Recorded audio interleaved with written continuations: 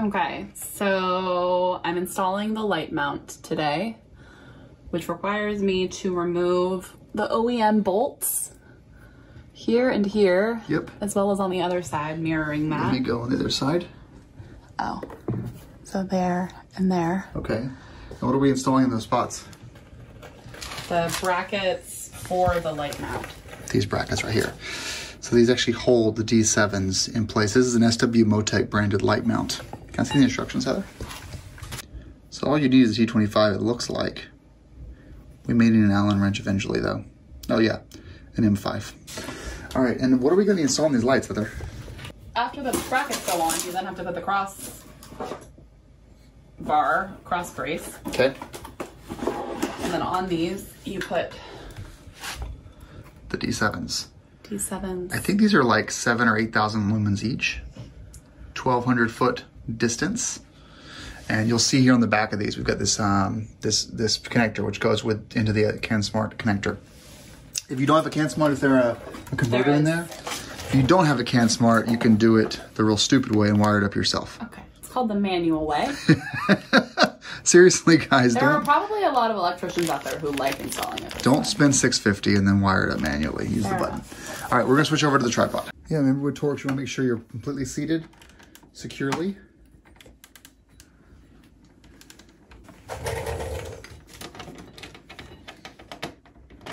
Well, how do I do it around? I think I might need the smaller thing.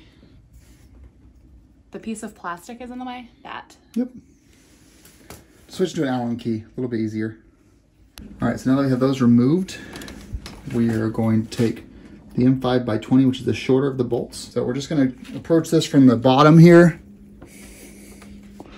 and just get this lower one inserted. We had problems with the other side, it was just a tight angle, but we're still on the second side now. So then you see here, we got this crossbar extending all the way over. You're gonna put the bolt with the washer through like this. And then behind there, you're actually gonna put the spacer behind that point. I'm gonna break this thing. Okay, there we go. Now we have this. Now we're just gonna go on top. And also, we haven't tightened down the connections yet, by the way. So this allows for, don't fall out. This allows for us to be able to kind of move this around freely. So for those of you gonna see a little bit better, so what we have here is we've got the bottom bolt in here, then we've got the cross member extending all the way to here, and then connected to that top bolt we moved earlier. Now you can use your, it's actually a 3mm Allen to tighten all of these down. The light's not actually really doing much for them. Okay. And on the other side now, I did apply that Loctite to all 4 bolts. Whether it helps or not, we won't really know. Because of how kind of like, these are kind of like the normal low quality fairing fasteners that BMW uses. Do not over torque these, a little bit more than hand tight. And that's without me reading the SW instructions, just based on my limited knowledge. All right, so as you can see here on this side, we've got this up. The crossbar follows all the way over to this side. You go on the outside, you can give you some good tugs. They move with the entire fairing, basically. So if it can take, if Heather knows 120 mile an hour winds, then it can handle a little bit of pressure here. Now we're gonna cut over the D7s and start the installation process. Speccing out how this looks. So that's the lower mounting configuration. What if you flipped it over? How would that look? I think it would block the blinkers. Yeah, that would impede your turn signal. So yeah, definitely hanging down is the better way to do it. Like I don't think I have an option on this bike, at least. I prefer it on the bottom. Does that go out past the body of your crash bar though? Maybe, yeah, just barely. Okay, we'll need to keep that in mind then if we ever, if you ever drop it again. Well, the hole is there. No, you know what? I bet it's okay. Something but if I drop it at an angle, it's going to be a problem anyways. Yeah, my concern is, I mean, the way this is mounting, now minus the crossbar, the way this is mounting into the plastic fairing. There are little fasteners behind these plastic pieces. It's not really meant to hold a lot of weight. Now you have a crossbar which helps distribute this force evenly, but then you have 2 lights, so you're kind of nullifying the crossbar. Just if you push on it, I don't want it to crack. I don't think it will, because that's the point of the crossbar. Well, let's hope so. if it compresses, it can't really compress because of the crossbar. I hope so. All right, so now Heather's installing her D7 on the left side.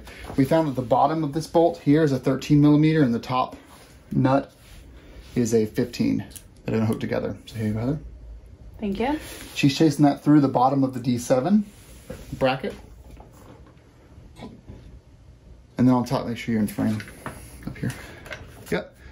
And then the top of it's gonna get a washer. We're gonna apply a little bit of thread locker to it. And then she's gonna feed it through that bracket. And we're gonna start by hand tightening that bracket on top. We're now gonna let that light hang free. Throw a 13 on the bottom. And a 15 on top. And we will work on the alignment later. And you can cut that off with your black piece up top.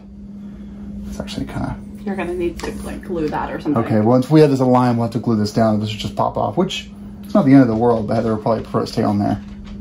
I don't know. I mean, will we ever need to move it? Yeah. If you glue it down, that might be a problem. And for now, we leave that light hang down. Let's go to the other one real quick. Other side though, so now we know, pull this black top off.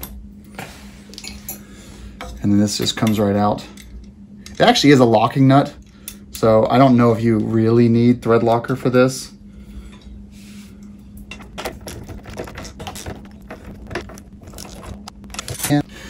Okay, so Heather and I are gonna break away for a second because we're actually going to be running these wires through and manage them a little bit. But I will give you a sneak preview of what we're gonna do next. As you've seen from a previous video, we have our CAN Smart back here. I went ahead and ran these 3 cables. One of these goes to the lights, and then, well, 2 of these go to the front lights, and then 1 of these goes to the horn. So you can see here we've got 2 splits, one for the D2, one for the D7, and this split is for the horn. We have to get all 3 of these to the front of the bike. So, which requires removing some fairing. Very easy to do. We're probably gonna focus on just removing the fuel tank fairing and see if we can tuck those cables right behind here without too much fanfare, which means just these 2 T25s and then 2 more up here, like there and there. There's none up there. And pop that off and see if that can be our solution. But we wanna make sure it's right and it doesn't get pinched and that you know, last a while. But for now, here's how the D7s look on the front of the bike. That's a lot of light, Heather. Oh, we're not done. So they actually kind of like angle inward, which is nice to keep them from sticking too far out. They actually angle at a corner, so then we can just turn them like this. Well, I'll need 2 hands. Very nice. Wow, those are gonna be so bright. That's not all we're adding though.